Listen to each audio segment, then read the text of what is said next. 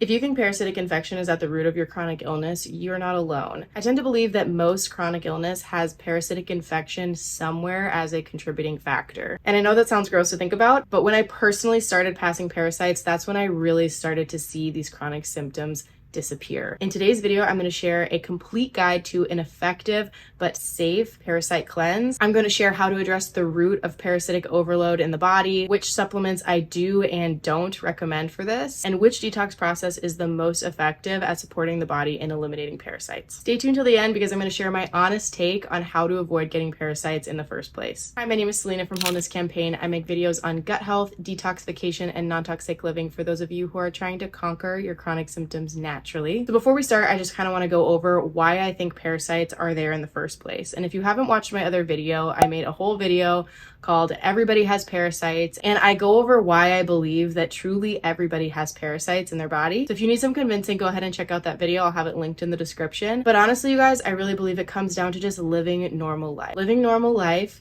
is where you accumulate parasites, and that's just the fact. If you've ever had a vegetable out of a garden that hasn't been sanitized perfectly, then very likely you potentially have been exposed to parasites. They're common in our soils, they're common in our food, in our water, all of it. It's just part of real life. It's part of normal real life. Another factor is that they are actually passed down from your mother. So if your mother had an imbalanced microbiome or a high parasitic load, very likely you received both the beneficial bacteria she had and also the pathogenic bacteria that she had, which could have come in the form of birth itself being, covered in the vernix layer that comes when you go through the vaginal canal for delivery.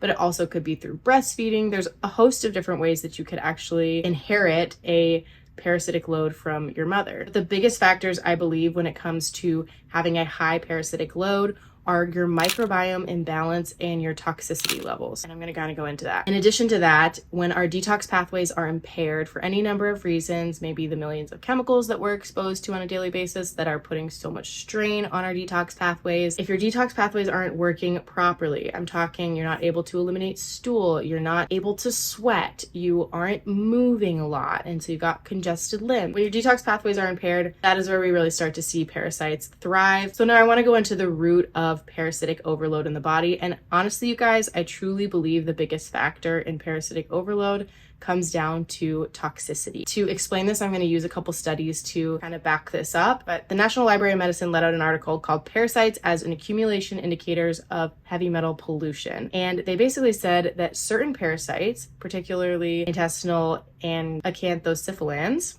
and cestatodes of fish, can accumulate heavy metals at concentrations that are orders of magnitude higher than those in the host tissues or in the environment. Now, I want to kind of explain this. They're basically saying that when they tested the person and they tested the parasites that came from that person, that the heavy metal load in the parasites was higher than the heavy metal load of the person, which basically could only mean one thing, that the parasites in the body were actually acting as a cleanup crew for the person and eating up, consuming, accumulating these heavy metals within itself. I actually believe that this is done on purpose. This is your body's design to actually protect yourself from toxicity like heavy metals. But to kind of go a little bit deeper, there's another article on the National Library of Medicine called Fish Macroparasites as Indicators of Heavy Metal Pollution in River Sites in Austria. And they tested this river that had really high levels of parasites, and these parasites were starting to overgrow and cause imbalance in the ecosystem. And researchers know that there's a link between heavy metals and parasites. The high levels of heavy metal accumulation in P. laevis compared to that of its barbell host. So again, they're comparing the heavy metal load of the parasites and the heavy metal load of the host, the river, that despite the variability of parasitic infrapopulation, host mobility, and feeding behavior, P. laevis, which is a strain of parasites, is a most sensitive indicator of heavy metals in aquatic ecosystems. So they're basically saying that high levels of this certain strain of parasite told them that this particular river was contaminated with heavy metals. So if you want to take a deep dive into heavy metals, I have a video that I'll have linked in the description box below because I go into all of heavy metal chelation and all of that. What you need to know is that parasites act as the cleanup crew, whether it's in the environment or in your body. They are cleaning up toxins. If you have a really high parasitic load, very likely you have a high heavy metal load, and your body's microbiome is simply compensating for the imbalance. So how do you do a parasite cleanse with that in mind? I believe what this really comes down to is removing the toxicity first. I think so many of you probably have all of your weapons up with your natural herbs and kill protocols and how you're going to kill every single parasite in your body. And I just want to stop you in your tracks there and say that there is a whole process that I believe you need to go through before you start killing these parasites. And it really comes down to addressing your toxic load. So I believe the answer is two parts. You're going to first work on repairing the gut lining. If you're new to my channel, you can check out my free quick guide to gut health, which I have linked there. It goes through 10 of my best tips for healing your gut.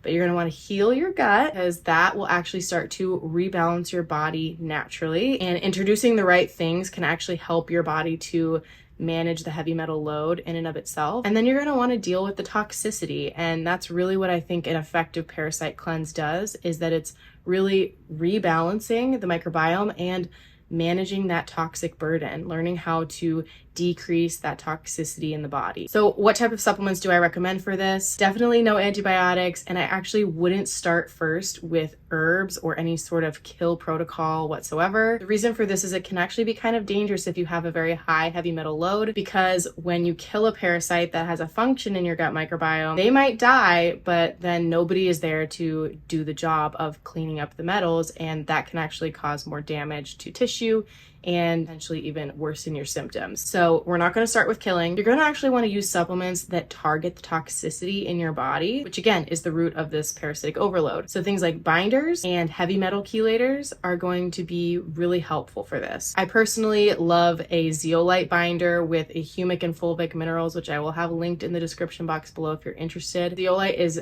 a naturally born substance from volcanic ash that is known to bind to heavy metals and eliminate them from the body. It was when I started taking this that I actually started seeing parasites leave my body in droves. If you can even imagine what that would look like, I'm not going to go there. There are also more potent heavy metal chelators, such as the Andy Cutler protocol, and you could even look into something like...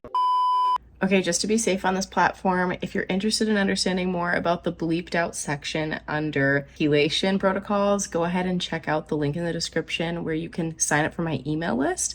And you can stay tuned for when I open up my free community coming soon. And I will be talking lots about that in that community. So go ahead and check that out, and I will see you there. For those two, I would definitely recommend working with a practitioner to feel out your body, because the introduction to any of these things can be extremely powerful, an extremely powerful detox. And so we want to make sure that you're supporting all aspects of your body in the process. Like I said, you really want to be having really strong gut health. And the crazy thing about addressing your gut health first is that the introduction of some of these healing foods like egg white and juices and sauerkraut brine is they will actually start to chelate the metals gently and slowly in and of themselves. So again, your gut and your gut lining, which are supposed to be doing this work, are going to start to then pick up that job again. So what detox protocols are great to go alongside this? I think always enemas are my favorite. I'm going to keep telling you those. I'm going to keep screaming them from the rooftops because I think they're so important.